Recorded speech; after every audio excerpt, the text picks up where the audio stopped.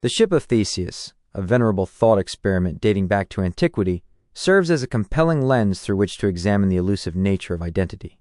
This paradox, seemingly simple in its premise, delves into the core of what constitutes an object, and by extension, ourselves.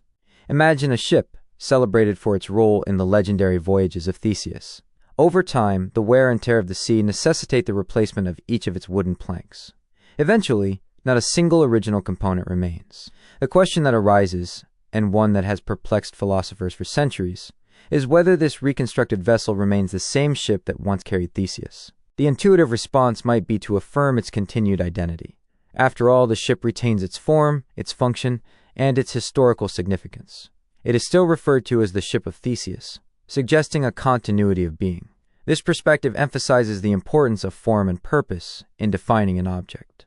The ship's role as a symbol of Theseus's adventures persists, regardless of the material changes it has undergone. The narrative surrounding the ship, its historical context, and its cultural significance remain unaltered, suggesting an enduring identity that transcends physical composition. However, a counter-argument equally compelling challenges this notion. If identity is tied to material composition, then the reconstructed ship cannot be the same. The original planks, the very substance that constituted the ship, have been entirely replaced. In essence, a new ship has been built, albeit one that replicates the form of the old. This perspective highlights the significance of material continuity in defining an object's identity. It proposes that an object is the sum of its parts, and when those parts are replaced, the object itself changes. The complexity of the Ship of Theseus paradox is further amplified by a variation. What if the discarded planks were collected and reassembled into a second ship? Which of the two vessels would then be the true Ship of Theseus?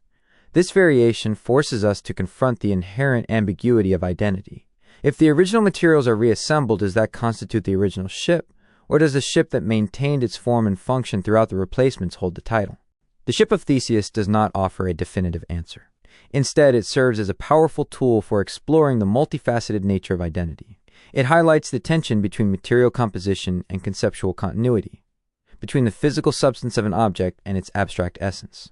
It compels us to consider whether identity is a fixed entity or a fluid concept, subject to change and interpretation. Furthermore, it encourages us to reflect on the role of narrative and memory in shaping our understanding of identity, both for objects and for ourselves.